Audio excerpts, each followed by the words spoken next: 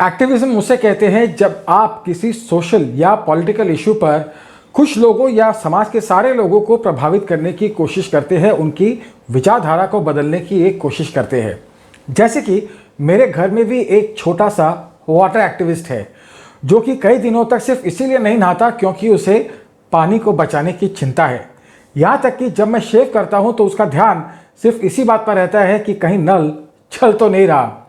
और religious activism उसे कहते हैं जब आप किसी सोशल या पॉलिटिकल इशू पर अवेयरनेस बनाने के लिए धर्म का सहारा लेते हैं। फॉर्चुनेटली अब तक यह बीमारी मेरे घर में नहीं पहुंची है। नमस्कार दोस्तों, देश भर में नवरात्रि का त्यौहार चल रहा है, तो ऐसे में कुछ लोग यह आपत्ति जता रहे हैं कि सोशल अवेयरनेस क्रिएट करने के लिए धार्मिक त्योहारों का इस्तेमाल होना बंद होना चाहिए। वैसे रिलीजियस एक्टिविज्म सिर्फ हमारे देश में हो ऐसा नहीं है।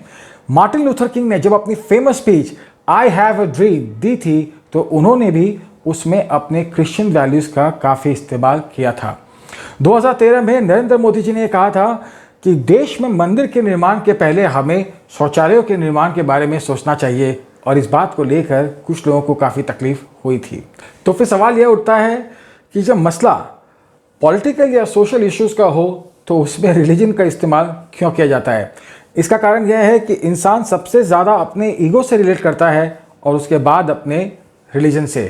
तो इसीलिए जब किसी भी इशू को रिलीजन के साथ में जोड़ा जाता है तो बात इंसान के दिमाग में नहीं बल्कि सीधा दिल में पहुंचती है। तो रिलीजियस एक्टिविज्म को इवैल्यूएट करने के लिए किन कैरेक्टरिस्टिक की ज़रूरत पड़ती है, उसके लिए muslimmatters.org के इस आर्टिकल का मैंने रेफरेंस लिया है। यहाँ पर 3 कैरेक्टरिस्टिक्स की बात की गई, नॉलेज, कैरेक्टर और पेशेंस। हालांकि यह आर्टिकल इस्लामिक रिलीजियस एक्टिविज्म को लेकर लिखा गया है, लेकिन अगर हम इन 3 मेन पॉइंट्स को लेते हैं और इन्हें एक्सपैंड करते हैं तो हम एक फ्रेमवर्क तैयार कर सकते हैं। एक मल्टी कल्चरल और मल्टी रिलीजन सोसाइटी में रिलीजियस एक्टिविज्म का रोल कैसा होना चाहिए। It is assume that you have superior knowledge. अब देखिए, ओपिनियन का तो ऐसा है कि हर किसी के पास ओपिनियन होता ही है। अगर आप एक गधे से भी पूछेंगे कि डर्बी रेस में जीतने के लिए क्या आना चाहिए तो उसके पास भी बोलने के लिए कुछ न कुछ तो होगा ही। लेकिन जब आप एक सब्जेक्ट मैटर पर बोल रहे हैं तो फिर यह एक्सपेक्ट किया जाता है कि आपकी नॉलेज आपके व्यूअर या रीडर से ज़्यादा है। जैसे कि ये भाई साहब जो ये कह रहे हैं कि वेजिटेरियनिज्म सिर्फ ऊंची जाति द्वारा नीची जातियों के खिलाफ एक साजिश है। गौ हत्या को बंद करने के पहले वैक्सीन को बंद करना चाहिए क्योंकि उसमें ऑर्गेनिज्म को डेवलप किया जाता है। वहीं दूसरी तरफ ऐसे एग्जाम्पल्स भी है जब लोग कहते हैं कि होली में आपको पानी का इस्तेमाल नहीं करना चाहिए। भाई, अगर आप पानी के इस्तेमाल के बारे में बात करना ही चाहते हैं तो पानी का सबसे बड़ा यूज़ होता है खेती में, और चावल की खेती में सबसे ज़्यादा पानी का नुकसान होता है। यहाँ तक कि यह समस्या इतनी गंभीर है कि देश के कई डिस्ट्रिक्ट्स में पानी का लेवल काफ़ी नीचे जा चुका है। एमएसपी की गलत प्रैक्टिस के कारण देश के कई राज्यों में जहाँ मोटे धान, ज्वार और बाजरा की खेती होती थी, वहाँ अब चावल की खेती होने लगी है।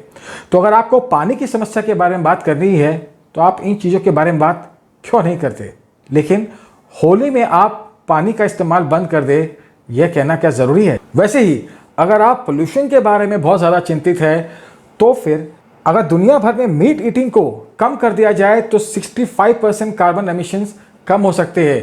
तो आप इन सब कॉम्प्लेक्स इश्यूज़ के बारे में बात क्यों नहीं करते। सिर्फ दिवाली के एक दिन पर पोल्यूशन लेवल बढ़ जाता है, उस बारे में इतनी हाई तबाह मचाने की क्या ज़रूरत है। कैरेक्टर, क्या कहा गया इस बात से ज़्यादा ज़रूरी है कि उस बात को कौन कह रहा है और किस संदर्भ में कह रहा है।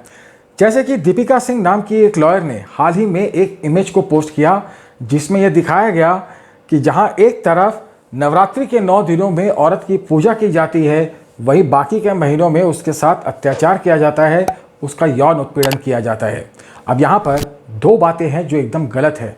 पहली बात कि नवरात्रि के त्यौहार में, जो दुनिया का एकमात्र ऐसा त्यौहार है जहाँ पर औरत की पूजा की जाती है, वहाँ पर क्या उसे रेप क्राइम के साथ में अटैच करना ज़रूरी है। दूसरी बात, इनके दूसरे ट्वीट से पता चलता है कि इन्होंने प्रधानमंत्री को नीच कहा है जो किसी भी हद तक जा सकता है अपने निजी स्वार्थ को पूरा करने के लिए। तो क्या ऐसा नहीं हो सकता कि यहाँ पर सोशल अवेयरनेस बढ़ाने की आड़ में योगी और मोदी, जो दोनों दुर्गा माँ के भक्त है, इनडायरेक्टली उन पर अटैक किया जा रहा हो और यह एक सोशल अवेयरनेस कैंपेन ना हो करके यह एक पॉलिटिकल कैंपेन हो। हिपोक्रेसी। अब अगर मैं चाइल्ड लेबर पर 1 घंटे का भाषण दूं और मेरे घर में 12 साल का बच्चा काम कर रहा हो तो क्या मुझे चाइल्ड लेबर पर बकबक करने का अधिकार है? नहीं ना। दीपिका पादुकोण दुनिया को तो ज्ञान देती है कि दिवाली पर पटाखे ना छोड़ो क्योंकि इससे पोल्यूशन फैलता है, लेकिन अपनी शादी पर फायरवर्क्स करना वो नहीं भूलती।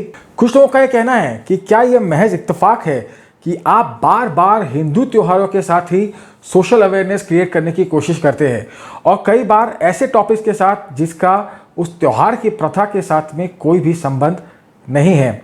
अगर आप देवी दुर्गा को डॉक्टर के रूप में दिखाते हैं या फिर कोविड-19 वॉरियर के रूप में दिखाते हैं तो बात फिर भी समझ में आती है, लेकिन नवरात्रि जैसे पवित्र त्योहार को आप नारी पर हुए अत्याचारों के साथ क्यों जोड़ रहे हैं जिसका कोई भी तुक नहीं है। क्रिसमस पर गिफ्ट देने वाला कूल है, लेकिन क्या यह कहने के लिए यह जरूरी है कि योगा करने वाला फूल है? रिलीजियस एक्टिविज्म तो नहीं, लेकिन एरोस मीडिया ने नवरात्रि के त्यौहार पर कुछ ऐसे एड्स रिलीज किए हैं जो ऑफेंसिव माने जा सकते हैं, जिनसे प्रोमिस्क्यूटी को बढ़ावा मिलता है। पेटा इंडिया ने रक्षाबंधन पर एक एड रिलीज किया था जिसमें यह कहा गया था कि रक्षाबंधन के मौके पर गायों की रक्षा करने का प्रण लेना चाहिए। रक्षाबंधन, गाय, ये सोशल अवेयरनेस किए जाने की कोशिश है या फिर सेंसेशनलिज्म? रिलीजियस एक्टिविज्म को इवैल्यूएट करने के लिए जो फ्रेमवर्क मैंने आपको सजेस्ट किया है उसमें मेनली 4 पॉइंट्स है। पहला, नॉलेज। जो एड या मैसेज क्रिएट कर रहा है उसका सब्जेक्ट का नॉलेज और रिलीजियस प्रैक्टिसेस का नॉलेज कितना है। दूसरा, कैरेक्टर। जो मैसेज क्रिएट कर रहा है उसका खुद का कैरेक्टर कैसा है, जिस संदर्भ में वो बात कर रहा है वह कितनी हद तक सही है। हिपोक्रेसी। जो यह बात कर रहा है क्या उसे अपने खुद के जीवन में उतार रहा है? अगर मांस खाने वाला वेजिटेरियनिज्म की बात करे तो क्या वह सही है? और सबसे बड़ी बात, क्या उस एड से या मैसेज से किसी भी समुदाय या धर्म के लोगों की भावनाओं को ठेस पहुंचती है और क्या आपने इस बात का ध्यान रखा है? एक अच्छे रिलीजियस एक्टिविज्म एड के लिए इन सब बातों पर खरा उतरना मेरे ख्याल से जरूरी है। आप इस बारे में क्या सोचते हैं? क्या आपको लगता है कि सोशल अवेयरनेस मैसेजेस को रिलीजन से कनेक्ट किया जाना जरूरी है? रिलीजियस एक्टिविज्म को इवैल्यूएट करने के लिए जो फ्रेमवर्क मैंने आपको सजेस्ट किया है उसके बारे में आपका क्या कहना है? वीडियो के अंत में कमेंट सेक्शन में लिखे।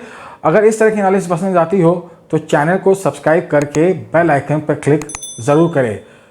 अगर वीडियो पसंद आया हो तो ज़्यादा से ज़्यादा लोगों के साथ में शेयर करें। मुलाकात होगी अगले वीडियो में, तब तक के लिए